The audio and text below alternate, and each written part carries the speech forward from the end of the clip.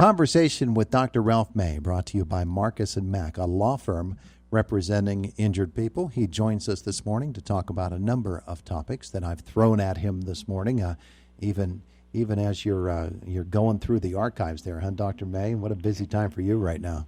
It's an interesting time to go back through your archives and look at all the material you've accumulated through 33 years of service, and it's humbling and frightening the amount that you forget. So it's important to remember that being a human being means we don't remember everything. So yeah, you're absolutely right, and we should explain why you're doing that. Yeah, I'm in the process of I'm stepping down from my position as Chief Clinical Officer at the Guidance Center on October 2nd. I'm going to remain on at the Guidance Center for a transitional period to assist bringing on a new psychologist, Chief Clinical Officer, and facilitate a nice, smooth, and easy transition because of my role here in the community and my role in supervision and program operations. And even I still counsel some people, too. So there's a process involved in that, too. So it's an interesting experience as you move toward phasing down into retirement and realizing that a lot of my identity was tied up in being a psychologist. Now, I'm not going to stop being a psychologist, and I'm not going to stop serving the community, but the role here is going to change. You're going to remain our go-to guy, though, on mental health issues, right? Absolutely. I'm going to remain active in the community, doing a lot of things, training on suicide and mental illness, and still serve as the clinical director of the Indiana County Critical Incident Stress Team, which responds to first responders. And I can't let go of everything. It's just not. I'm not ready for that. So it's a phased process of transitioning. And in a community like Indiana, it's very important. I can't just step away without bringing someone in or people in to kind of carry the torch a little bit. These are too important. These topics are too important. These issues are too important to just, let these things kind of go. I feel very, very, very critical that we must keep the mission going of mental health service in the community. So I want to make sure I get the right people in the right places. Absolutely. You and I have talked about the critical shortage of mental health professionals in counties such as ours and other rural counties. So that'll be a topic for another visit with you today. I can figure that out already. Right now, though, I want to talk about something that has come up, and that is the idea of anxiety. And that's always in your profession something that you're having to deal with. But now it seems anxiety is really, really getting a grip on a lot of people, and that's evidenced by statistics that show that prescriptions of anti-anxiety medications are setting records in 2020. That's right. And in COVID has really driven a lot of anxiety, by the way, is the most common mental health condition that people present with. And usually they go to primary care physicians for help with that, usually medications. And medications have their role. They can be very effective. But I think with COVID and with the additional stressors, we've seen anxiety and depression and suicidal ideation, those three variables, those three issues have really increased during the pandemic, and we see it generally increase, but we see some populations affected differentially. Young people, for instance, seem to have a tremendous spike in anxiety and depression and suicidal ideation. Even though they seem to be not as medically affected by the virus, they seem to be differentially psychologically affected by the changes in response to the virus. Unpaid adult caregivers, people who are taking care of other people, are under extreme stress. Essential workers are a population I'm very concerned about, Todd, are essential healthcare workers who have really absorbed the front line of this and do an incredible job, a yeoman's job of taking care of people and then going home and needing to protect their own families. And, of course, racial and ethnic minorities are differentially affected not only by the physical aspects of the virus, but by the psychological impacts of the virus. So we know there are certain populations in particular that are more at risk than even the general population, though everyone has experienced an increase in anxiety and depression during this period. As you said that, I had a picture in my mind. You mentioned those three different areas, and I had a picture in my mind of doors, and they're all locked. Some of them are locked with chains around them, and some of them, unfortunately for folks, not only are they not locked, some of them are a little bit ajar, and some might even be wide open. And obviously, you want people to put the lock back on the door with a lot of those issues. So what are some of the ways that we can approach this? Medications are fine. I know people are reticent to take medications, but they do play a role. What are some of the other factors? I think the most important thing is, and I've talked about this before, the concept of social distancing versus physical distancing. Mm-hmm. We're using the term social distancing. I do not like the term social distancing. It Me implies neither. that we isolate ourselves, we pull away from interacting with others, we bury ourselves in our house and board up our windows. And this is really not the idea. Physical distancing, sure you're maintaining enough 6-foot distance with people, but being with people, being around people, being in social settings that are safe. Wear your mask, wash your hands. But being outside and around people is very important. If you're using the internet, use it effectively. Don't stay on the internet all day and just look at stuff that's going to irritate you and upset you. Get appropriate information, but limit it. Don't stay listening to this stuff all day long. We're in a tough environment right now. It's an election year. There's a lot of upheaval in the country. You can absorb so much stress from just being absorbed in it. You need to put some limits on that. Stay educated, agreed. But don't bury yourself in the external stresses of the world. Take care of yourself. Make sure you get outside and walk. Get fresh air, exercise. You can do that socially distancing. It's not a problem. Make sure you're not isolated to the point that you're not seeing other people or interacting with other people in a safe manner, of course, but get outside. Make sure you eat right. I mean, people who isolate themselves tend to eat more, to try to nurture themselves, feel better, gain weight, and they start feeling worse.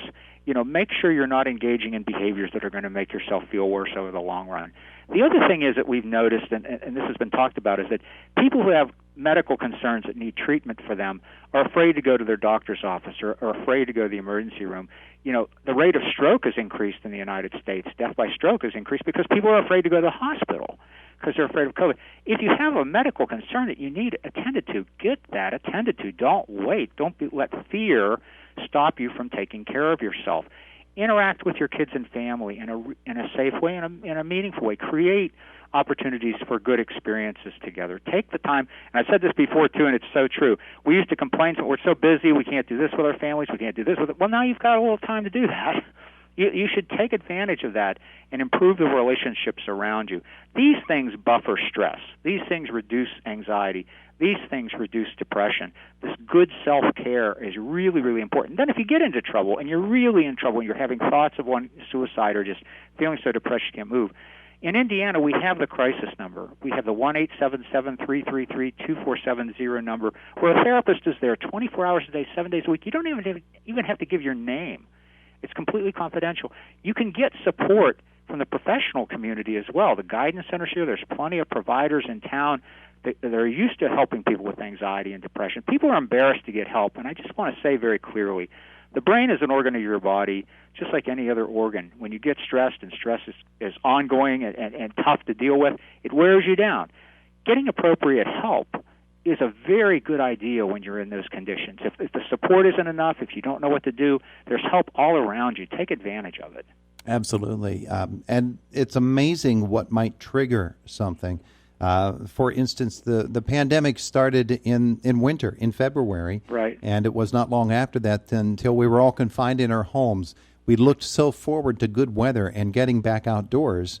The governor yesterday signing the emergency declaration extension for 90 more days. So we'll be in the terms of that as the weather turns cold and we're forced indoors once more.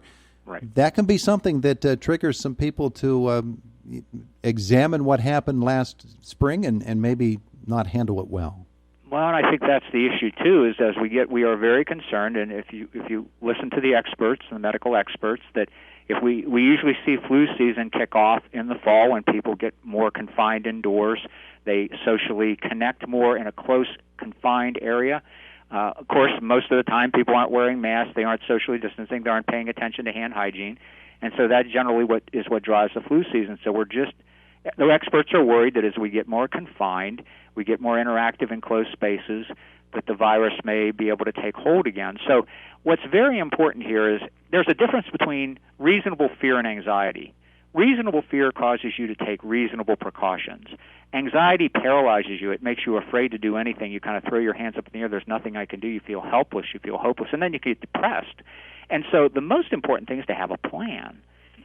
what's the plan to stay safe? A reasonable plan. Of course, engage in good hand hygiene, engage in, masking when you go outside, engage in appropriate social distancing, make sure you're taking care of your medical needs. And even if it's cold, you can still go outside and walk if the weather permits. You can still get outside and get natural sunlight. Even in the wintertime, natural sunlight's a very important thing. I mean, this is something that I always didn't really understand until I read the literature, is that even in the wintertime, being outside in natural sunlight when it's cloudy is better than being inside in artificial light. Even some natural exposure to light every day helps your mood. I would get outside every day, even if you get out on your porch. Get outside every day. That's very important. And then exercising, staying reasonably active, not overloading yourself with negative stress by watching too much negative stuff on the media. Focus on balancing your life. That's the most important thing. And the most important thing, I think, with families and with kids is to talk honestly about things. Answer questions honestly. There's a lot we don't know, so this is why we take these precautions. We're learning more every day. As long as we take precautions and we do the best we can, then we're doing what we can. Absolutely. Good advice all around. I want to, before we're out of here today, note that today is September 1st. It's the beginning of Suicide Prevention Month all across the nation. Yep. And certainly here in Indiana County, there has been a special emphasis placed with the Suicide Task Force. And coming up, it's the 8th annual Walk for a Wonderful Life in virtual format. You, of course, are quite familiar with this. You're one of the organizers. So tell me what it means. What is a virtual format for the Walk for a Wonderful Life? Well, of course, we usually go over to Mack Park on the last Sunday in September, and we have a formal walk, a 3.1K walk around Mack Park track. And we do have speakers talking about suicide prevention and some personal stories. Well, this year, of course, due to COVID, we've changed things a little bit. So the entire month of September, we're going to do this virtually, which means you can walk, run, bike, hike during the month of September. You can register on Eventbrite. You can give us a donation if you'd like. It's not required. This is our only fundraiser. We're asking for donations to support the efforts of the Suicide Task Force. You can track your distance by GPS, smartphone, smartwatch. You can just write it down. You register for it on Eventbrite. And by doing so, and then you can post on Facebook, Instagram, our website, stf32.com, and we'll get you set up, and then you do the walk, and you just put in your time. We're asking, again, just any donation you could spare, because what we do with the money for this is nobody gets paid for this.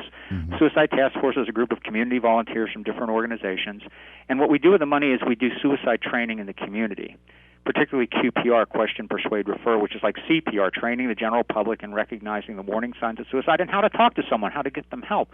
And so we've trained in Indiana over 1,400 people in QPR over the last few years, and we want to keep doing that. We want to keep people aware of suicide prevention. The 2018 statistics came out, Todd, and in the United States, in the year 2018, unfortunately, we lost 48,344 lives to suicide. It keeps going up. The suicide rate keeps going up in the United States, and it's because we're having trouble reaching certain populations, certain people, educating them and encouraging them to get help. In Pennsylvania, suicide is the second leading cause of death in ages 15 to 34.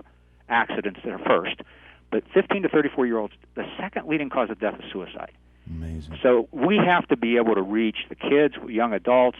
We have to look at how we do that. And Suicide Task Force in Indiana is really a body of incredible people and many organizations and community members that are trying to raise awareness to reduce the suicide rate and get people hope so they can get the help they need so they can live full lives. Reading all kinds of projections about what the 2020 suicide rate is going to be, and it is not a good story. Yeah, but no. There's a way right now to step right in, and Indiana County is doing so with the Suicide Task Force. It's an amazing number you threw out there, 1,400 folks trained. 1,400 people in Indiana County trained in question, persuade, refer. It is free because that's what we use the funds for. We buy the booklets. Our volunteers do the training. We have the certified trainers. 5 of us in Indiana County are trained. We go around anywhere. If there are 3 people that want trained, we'll train them. If there's 200 people that want trained, we'll train them. We've trained IUP. We've trained various community organizations. We train faith-based groups, churches. Mm-hmm. We can train anyone, and we're willing to go anywhere to do this. And it's like CPR. The concept of CPR is train one person that might be able to save one person at some point. You don't know when. But if you train 100 people, you might save one person, but you still saved one person because you never know when you're going to need it, and that's the whole point. Absolutely. All right. So real quickly, because we've got to get to the Sports Minute here. Folks want to know more about it. What do they need to do? All they have to do is they have to go to our website, and the website is on stf32.com, and there's a whole bunch there. They can go to Facebook at Indiana Suicide Task Force and Instagram at ICSTF32. Either they can do Facebook, Instagram, or go to our website and they get all the information they need. There you go. Dr. Ralph May, have a great anxiety-free day. Hey, I'm working on it, Todd. Hey, I'm working